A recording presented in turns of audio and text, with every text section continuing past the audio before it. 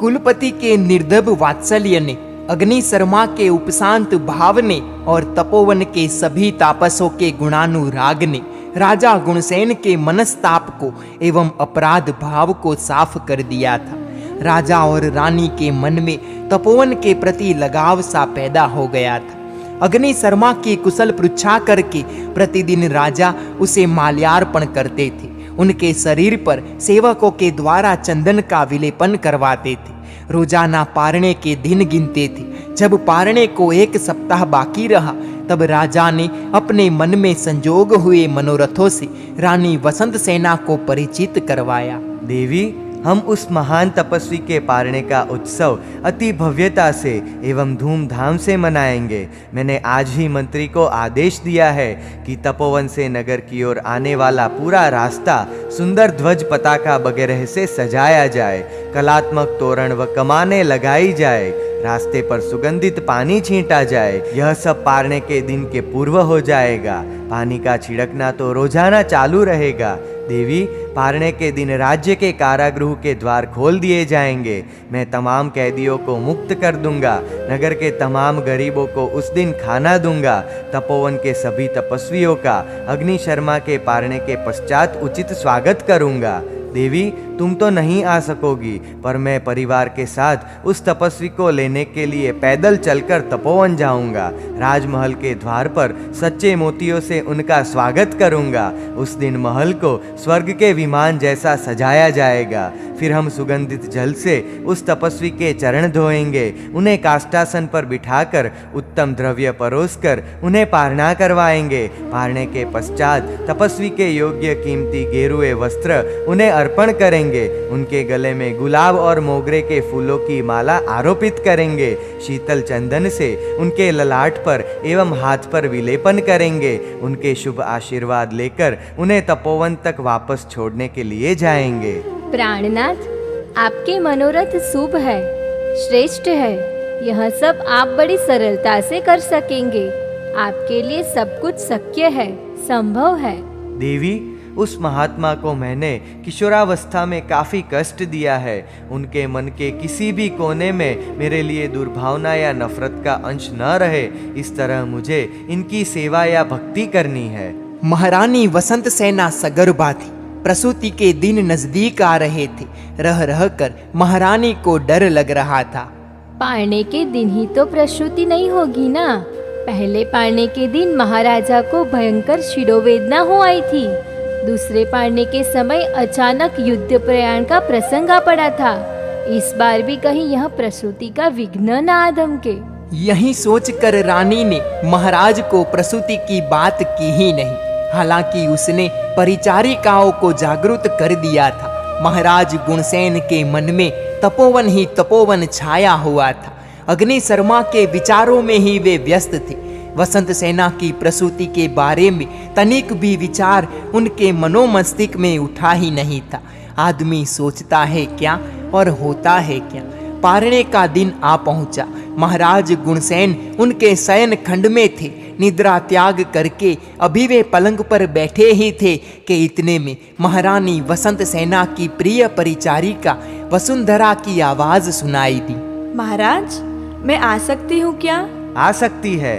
वसुंधरा ने महाराज के खंड में प्रवेश किया। सर पर अंजलि रचाकर आनंद भरे स्वर में उसने कहा, महाराज, रात्रि के अंतिम प्रहर में आपके अभ्युदय के लिए प्रजा के सद्नसीब से महारानी ने पुत्र को सुखपूर्वक जन्म दिया है। लाखों वर्षों का दीर्घ काल पुत्र प्राप्ति की चाहना में बीता था। आज वह चाहना फलवती बनी थी। राजा गुणसेन हर्ष से सिहर उठे। उनके हृदय में आनंद का ज्वार उठा। वे खड़े हो गए एवं शरीर पर जो भी अलंकार, जो भी गहने पहने थे, वे सब उतार कर वसुंधरा को भेंट कर दिए और उससे कहा, वसुंधरा, मेरी आज्ञा से तू सबसे निकट प्रतिहारी को बुलाकर सूचना दे कि वह घंट बजाए। राज्य के तमाम बंदीजनों को कारागृह से मुक्त कर दिया जाए। नगर में उद्घोषणा करवा दी जाए कि महारानी वसंत सेना ने पुत्र रत्न को जन्म दिया है। इसलिए प्रजाजनों, आनंद मनाओ, खुशियां मनाओ। वसुंधरा, मेरे आज्ञांकित जीत शत्रु वगैरह सभी राजा को शीघ्र ही ये मंगल समाचार भिजवाने के लिए मंत्री से कहना तुम, और मंत्री से कहकर नगर में भव्य आनंदोत्सव मनाने की तैयारियां की जाए। महाराज, आपकी आज्ञा के मुताबिक प्रतिहारी को कहकर ये सारे कार्य करवा देती हूँ। वसुंधरा से राजपुत्र के जन्म के शुभ समाचार प्राप्त होते ही राज सेवकों ने विविध वाजिंत्र नाद से वातावरण को मुखरित कर दिया। विलासिनी स्त्रियों के टोले मिलकर राजमार्ग पर नृत्य करने लगी। नगर की कुल वधुएं सुंदर वस्त्र, सुंदर अलंकारों से सज्ज होकर राजमहल के विशाल पटांगण में एकत्र होकर खुशी में झूमती हुई गीत गाने लगी। राज परिवार की नृत्यांगनाएं खिलखिलाती हुई अपने भृत्यों के साथ नृत्य करने लगी। युवान लोग राजमार्ग पर एकत्र होकर ताली बजाकर जय जयकार करने लगे। महाराज गुणसेन उदारता से दान देने लगे। राजमहल का प्रांगण हजारों स्त्री पुरुषों की आवाजाही से भर गया। नगर में चौतरफ आनंद उत्सव चालू हो गए थे। प्रभात हो चुका था। सूरज की सुनहरी किरणों के स्पर्श से आकाश भी चमकने लगा था। पेड़ों पर चहकते पक्षियों के वृंद जैसे मीठे गीत गाने लगे थे। और इधर महातपस्वी अग्नि शर्मा ने तपोवन से राजमहल की ओर प्रयाण कर दिया था। तपोवन से राजमहल तक का रास्ता सजाया हुआ था। रास्ते पर सुगंधित जल छिड़का हुआ था। जगह जगह पर सुंदर तोरण लटकाए हुए थे। ध्वजा पताकाएं शोभा दे रही थी। प्रजा नाच गान में मशगूल होकर उन्मत्त हो उठी थी। राजमहल इंद्र के महल की जैसे की स्पर्धा कर रहा था। और अग्नि शर्मा ने राजमहल के द्वार पर प्रवेश किया, पर वहां महातपस्वी का स्वागत करने वाला कोई नहीं था। महातपस्वी पधारी, आपका स्वागत है, ऐसी जुबान में स्वागत करने वाला कोई नहीं था। लोग, प्रजाजन, राजपुरुष सभी नाच रहे थे, गा रहे थे, कूद रहे थे, खुशियों के मारे पागल हुए जा रहे थे। यह किस लिए, यह सब क्यों? केवल मेरा मजाक है यह, मुझे हर बार जलील करने का तरीका है यह मेरा भयानक उपहास है। 3 महीने के मेरे उपवास का पारणा चुका देने का यह पूर्व नियोजित षड्यंत्र सा उत्सव है। कहाँ है राजा गुणसेन, कहाँ है उसकी रानी, और कहाँ मर गया उसका लंबा चौड़ा राज परिवार? मुझे क्यों इस तरह जलील होकर यहाँ पर खड़े रहना चाहिए? अग्नि शर्मा ने गुस्से भरी दृष्टि से राजमहल को देखा और तत्काल वहां से वापस लौट गया। उसी राजमार्ग पर से वह वापस लौटा कि जिस रास्ते से वह आया था। उसके द्वारा राजा के लिए खड़ी की हुई प्रशस्त भावों की सुंदर इमारत टुकड़े टुकड़े होकर मिट्टी में मिल गई थी। और अब वहां पर अशुभ, कुत्सित और अति उग्र विचारों के भूत भटकने लगे थे। बचपन से ही इस राजा को मेरे प्रति द्वेष है, वैर भाव है। कल्पना भी न की जाए वैसी शत्रुता है। इसका बर्ताव कितना गूढ़ है। 3 महीने से वह मेरे पास, कुलपति के पास और सभी तापसों के पास कितना मीठा मीठा बोलता है। भक्ति और सेवा का कैसा स्वांग रचाता है। निरादंभ और केवल माया कर रहा है। इस तरह मेरे पारने चुका चुका कर वह मुझे मृत्यु के मुख में धकेलने का क्रूर खिलवाड़ कर रहा है। मैं भी उसे देख लूंगा। विचारों की आंधी के थपेड़े खाता हुआ अग्नि शर्मा तपोवन के द्वार पर आ पहुंचा। क्रोध और अभिमान ने उसको जकड़ लिया था। परलोक और परमार्थ की भावना राख हो गई थी। धर्म श्रद्धा से वह भ्रष्ट हो चुका था। सारे दुखों की जड़ रूप अमैत्री उसके हृदय में पनपने लगी थी। देह को अत्यंत पीड़ा देने वाली तीव्र क्षुधा से वह उत्पीड़ित था। राजा गुणसेन के प्रति तीव्र कसाई, तीव्र द्वेष उसके अंग अंग में फड़क रहा था। मूढ़ हो गया था अग्नि शर्मा।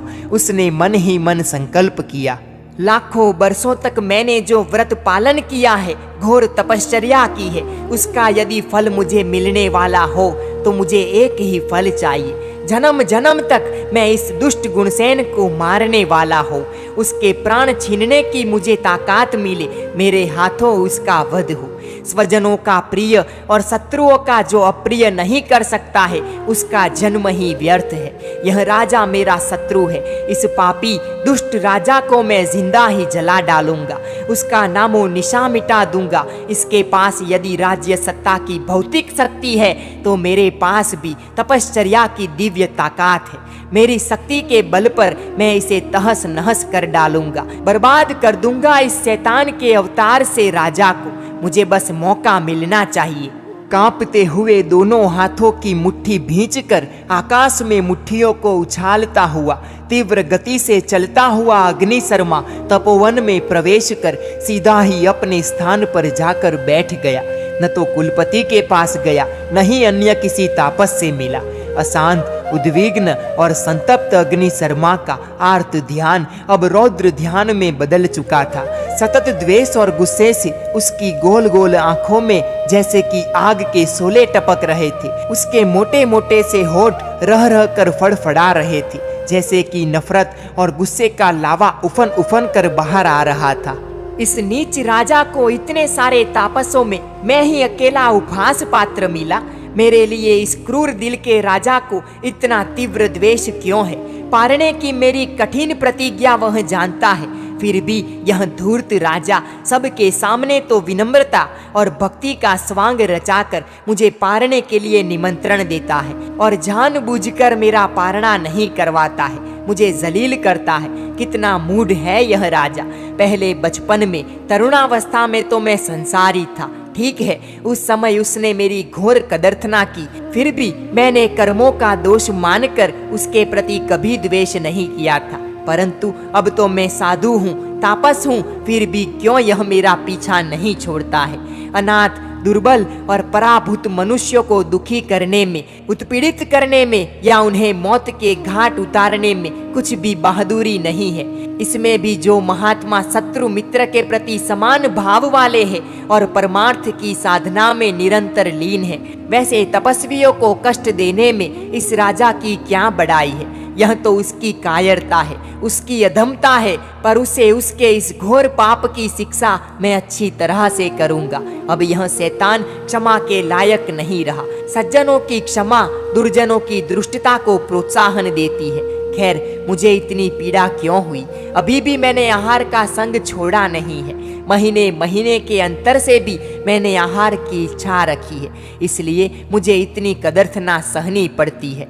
ऐसा घोर तिरस्कार इस आहार की लालसा के कारण उठाना पड़ रहा है, इसलिए आज से मैं जीवन पर्यंत आहार का त्याग कर देता हूँ। मैं अनशन का स्वीकार कर लेता हूँ। अग्निशर्मा कब तपोवन में लौट आया और कब अपनी जगह पर जाकर बैठ गया, यह जानकारी किसी भी तपोवन वासी को नहीं हो पाई थी। सभी तपस्वी अग्निशर्मा के पारने के लिए आश्वस्त थे। 1 महीने से सतत राजा की भक्ति और सेवा देखकर किसी भी के मन में तनिक भी संदेह नहीं था। इस बार महातपस्वी पारणा करके प्रसन्न चित्त से लौटेंगे, यो मानकर सभी तपस्वी स्नान, ईश्वर प्रणिधान और होम हवन इत्यादि नित्य क्रम में जुड़े हुए थे। तपोवन निरंतर बहती हुई सरयू के किनारे पर बसा हुआ था। तापस लोग नदी के प्रवाह में रोजाना स्नान करने जाते थे। कुछ तापस स्नान करके तपोवन में आ रहे थे। उन्होंने आम्र वृक्षों की कतारों के साये में चलते हुए अग्निशर्मा को उसके आसन पर बैठा हुआ पाया। वे चौंक उठे। उन्होंने बारीक निगाहों से अग्निशर्मा को देखा। इस महातपस्वी का पारणा आज भी हुआ नहीं लगता है। वे धीरे धीरे कदम रखते हुए अग्निशर्मा के पास गए। उन्होंने पूछा, भगवंत, पका शरीर अत्यंत दुर्बल नजर आ रहा है। शरीर पर विलेपन या पुष्पोपचार दिखाई नहीं देता है, तो क्या आज भी आपका पारणा नहीं हुआ? नहीं हुआ। भगवंत, पारणा क्यों नहीं हुआ? क्या आप अभी तक राजा गुणसेन के महल पर नहीं गए?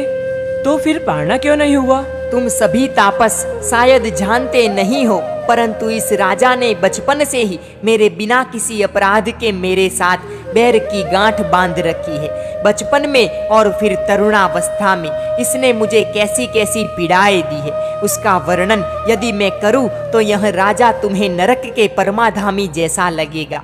तुम उसका मुंह देखना भी पसंद नहीं करोगे। इसके घोर संत्रास से व्यथित होकर ही तो मैं इस तपोवन में आया था। लाखों बरस बीत जाने के बाद वापस यह राजा मुझे यहाँ पर मिल गया। उसका विनय, उसकी सेवा भक्ति और उसका अच्छा व्यवहार देखकर मुझे लग रहा था कि राजा अब सचमुच ही सुधर गया है। उसने पहले मेरी की हुई कदर्थना का उससे पश्चाताप हुआ है।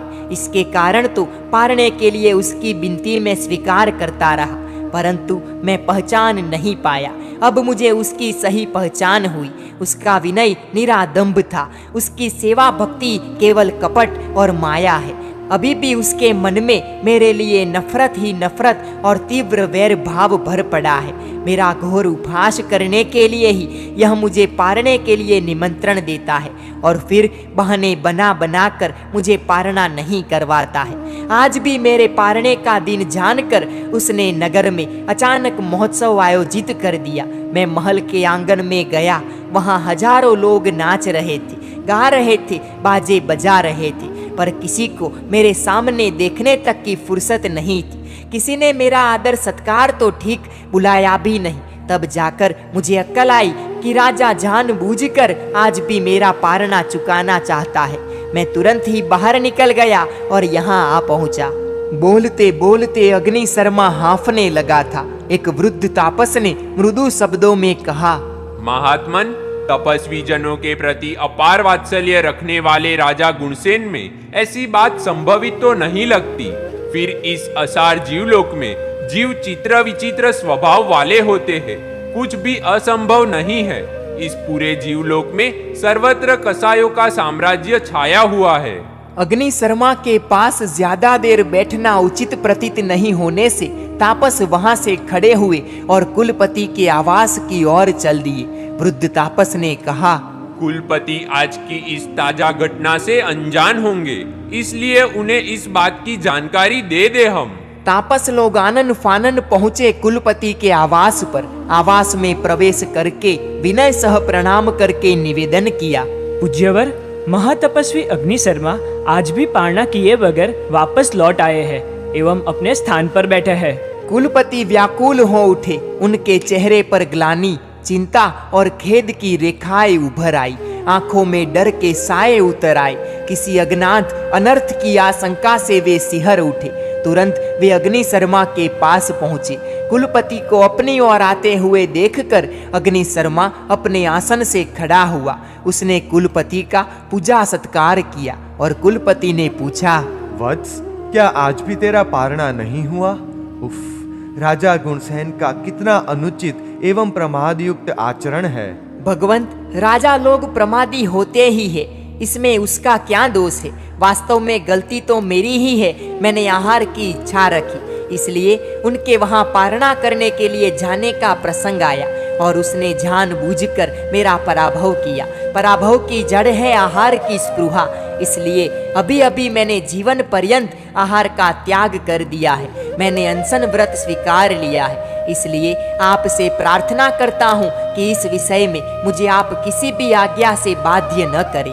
वत्स, यदि तूने जिंदगी की अंतिम घड़ी तक के लिए अनशन आहार त्याग करने की प्रतिज्ञा ले ही ली है, फिर और कुछ कहने का या और कोई आज्ञा करने का मतलब ही नहीं रहता है। परंतु वत्स, तपस्वी जन गृहीत प्रतिज्ञा का पालन पूरी दृढ़ता के साथ करते हैं। तू तेरी प्रतिज्ञा का पालन दृढ़ता से करना। एक बात का ध्यान रखना, राजा गुणसेन के प्रति द्वेष मत करना। सभी जीवात्मा पूर्वकृत कर्मों के मुताबिक ही फल प्राप्त करते हैं। लाभ और नुकसान में दूसरे जीव तो केवल निमित्त मात्र होते हैं। कुलपति खड़े हुए। वहां पर उपस्थित तापसों में से 2 तापसों को अग्नि शर्मा की सेवा में नियुक्त करके वे अपने स्थान पर लौट गए। तपोवन में सन्नाटा सा छा गया था। सभी तापस उदासी के स्याह अंधेरे में डूब गए थे। कुछ तापस शून्य मनस्क होकर कुलपति की पर्णकुटी के बाहर बैठ गए थे। कुछ तापस तपोवन के द्वार पर जाकर अभी राजा खुद आएंगे यह सोचकर राजा की प्रतीक्षा करने लगे थे। न तो कोई जाप कर रहा था, न किसी का ध्यान लग रहा था, न कोई अध्ययन कर पा रहा था। संताप और बेचैनी के बोझ तले सभी जैसे सिसक रहे थे। 2 घड़ी दिन चढ़ गया था। राजा और राज परिवार राजकुमार के जन्म महोत्सव में लीन थे। सर्वत्र आनंद, सर्वत्र उल्लास और सर्वत्र उमंग उछल रहा था। इतने में परिचारिका ने आकर राजा को प्रणाम करके निवेदन किया। महाराज, दुग्धपान का समय हो गया है।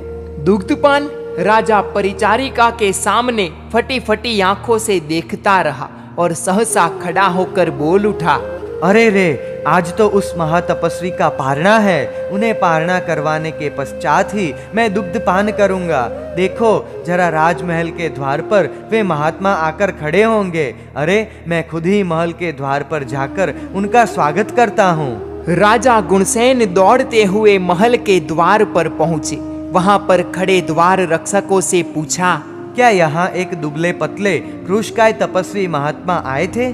द्वार रक्षकों को पता नहीं था। वे इर्द गिर्द देखने लगे। कुछ दूर खड़े नगरवासी युवकों से जाकर पूछा तो एक युवक ने कहा, हाँ, सूर्योदय के बाद एक घटिका में एक तपस्वी महात्मा आए थे, परंतु किसी ने उनको न तो बुलाया न उनका स्वागत किया, इसीलिए वे तुरंत वापस लौट गए। राजा का दिल दहल उठा। चेहरे पर उदासी छा गई। पुत्र जन्म का आनंद उल्लास हवा हो गया। खिन्नता, ऐतराजी की कसक ने गुणसेन के दिल को छल्ली कर दिया था।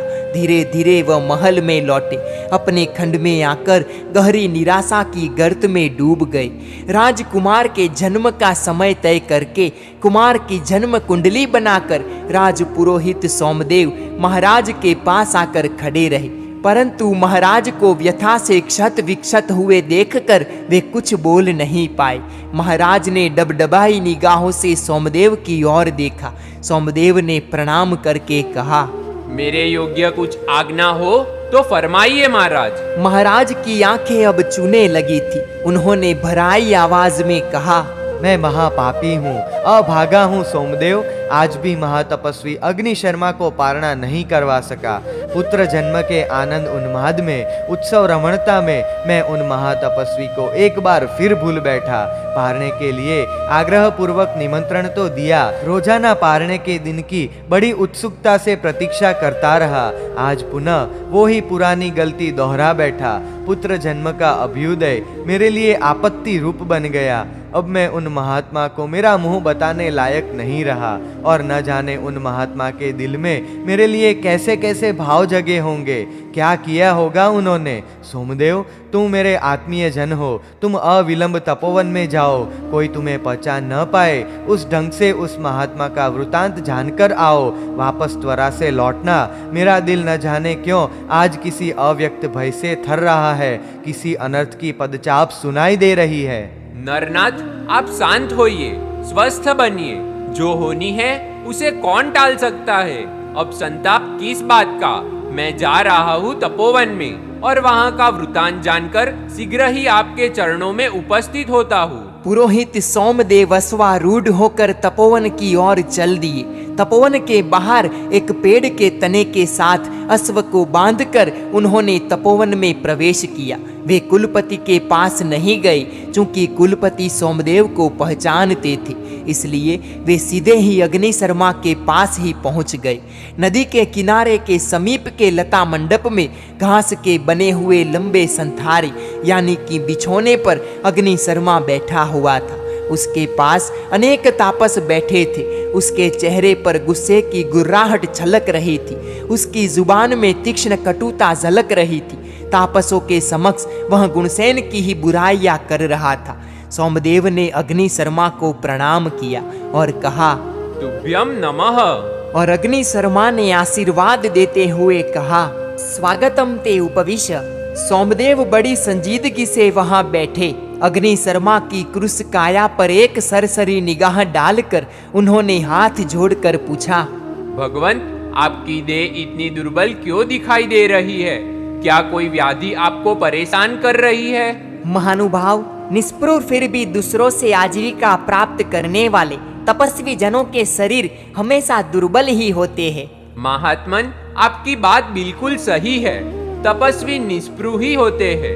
वे धन धान्य, सुवर्ण चांदी, मणि मोती और विविध रत्नों के प्रति स्पृहा रहित होते हैं। पशु प्राणी और मनुष्यों के प्रति ममत्व रहित होते हैं। परंतु भगवान धर्म आराधना के आधारभूत शरीर पर उपकार करने वाले आहार पानी की तो उन्हें अपेक्षा रहती ही है। और इस नगर की प्रजा साधु संतों को उचित भिक्षा देने वाली है, यह मुझे भली भांति मालूम है। इसमें भी आप जैसे मुक्ति मार्ग को प्राप्त शत्रु मित्र के प्रति, तृणमणि के प्रति एवं स्वर्ण धूलि के प्रति समान भाव वाले महात्माओं को तो अवश्यमेव भक्ति भाव से आहार पानी देगी ही। महानुभाव, तुम्हारी बात यथार्थ है। इस नगर के लोग भाव भक्ति से पूरे भरे हैं, इसमें तनिक भी शक नहीं है। परंतु एकमात्र राजा गुणसेन के अलावा। चेहरे पर झूठे आश्चर्य का भाव लाकर सोमदेव ने पूछा, भगवान, राजा गुणसेन ने क्या किया? वह राजा तो बड़ा ही धार्मिक वृत्ति का एवं साधु पुरुषों का भक्त माना जाता है। सचमुच राजा गुणसेन तो बहुत बड़ा धार्मिक है। उसके जैसा धार्मिक दूसरा कौन हो सकता है कि जो निर्दोष वैसे तपस्वी को मारने के लिए प्रयत्नशील हो। उस शैतान राजा का नाम मत लो मेरे सामने। यह सारी बात सुनकर सोमदेव ने सोचा, यह तापस क्रोधाविष्ट है, लंबे बिछोने से दर्प के आसन पर बैठा हुआ है, इसलिए जरूर उसने महाराज से विमुख होकर अनशन अंगीकार किया प्रतीत होता है। इस वक्त यदि मैं यहाँ पर बात बढ़ाऊंगा तो यह महाराज के अश्राव्य अवगुण बोलने लगेगा, इसलिए अब मुझे यहाँ से चलकर अन्य किसी तापस से बात करके असलियत जाननी चाहिए। सोमदेव खड़े हुए, अग्नि शर्मा को प्रणाम किया और वे नदी के किनारे पर टहलने लगे। कुछ दूरी पर पहुंचकर उन्होंने एक युवान तापस को नदी में स्नान के लिए जाते हुए देखा। उसके हाथ में दर्भ का घास और फूल थे। गेरुआ आधो वस्त्र उसने पहन रखा था, बदन खुला था, सर पर काले बालों की जटा बंधी हुई थी, चेहरे पर सौम्यता थी। सोमदेव त्वरा से कदम बढ़ाते हुए उस तापस के समीप पहुंचा। तापस को प्रणाम करके पूछा, महात्मन, एक बात जरा पूछनी है, यदि आप इजाजत दे तो। तापस ने मौन सहमति दी और वहां खड़ा हो गया। महात्मन, महातपस्वी अग्नि शर्मा ने कैसा व्रत अंगीकार किया है? आजीवन अन्न जल के त्याग रूप अनशन। अनशन पर क्यों? महानुभाव, कारण क्या बताओ, बड़ा अनर्थ हो गया है। उस तपस्वी के दिल में महाराज गुणसेन के प्रति घोर द्वेष पैदा हो गया है। दिन भर वह तपस्वी महाराज की बुराई करता रहता है। वह अपनी तपश्चर्या को क्रोध और नफरत की आग में झोंक रहा है। वह परलोक को भूल गया है। उसने परमार्थ को बिसार दिया है। 3 बार वह तपस्वी महाराज के निमंत्रण पर उनके राजमहल पर पारणा करने के लिए गया। उसी दिन महाराज के इर्द गिर्द महल में शुभ अशुभ घटनाएं संजोगवश बनती रही। महाराज एक या दूसरे कारण से उसे पारणा नहीं करा सके। हम सभी तापस महाराज गुणसेन की साधुजन वत्सलता जानते हैं। पिछले 1 महीने से प्रतिदिन महाराज स्वयं तपोवन में आकर सभी छोटे बड़े तापसों की कैसी सेवा भक्ति करते हैं, यह सबको विदित है। ऐसे गुण निदान राजा जानबूझकर अग्नि शर्मा को पारणा न करवाए, यह सोचा भी नहीं जा सकता। परंतु अग्नि शर्मा तो बोलता है कि यह राजा मेरा शत्रु है। वह जानबूझकर मेरा पारणा चुका रहा है और मुझे मार डालना यही उसका इरादा है। महानुभाव, तुम किसी से कहना मत, परंतु इस ज्वालामुखी जैसे तपस्वी ने संकल्प किया है कि मेरी तपश्चर्या का मुझे यदि कोई फल मिलने वाला हो तो जन्म जन्म इस दुष्ट राजा को मारने वाला बनूं। गुस्से के आवेश में वह एक बार हम तापसों के समक्ष इस तरह बोल गया था, अरे यह तो महाराज के ऐसे ऐसे अवगुण बोलता है कि हम तो सुन ही नहीं सकते। सुनते सुनते सोमदेव की आंखों में आंसू उभर आए। उन्होंने सद्भाव भरे युवान तपस्वी के चरणों में वंदना की। तापस नदी के पट में उतर गया। सोमदेव तपोवन से बाहर आए, घोड़े पर चढ़कर राजमहल पहुंचे। महाराज गुणसेन सोमदेव की प्रतीक्षा में बेचैन हुए जा रहे थे।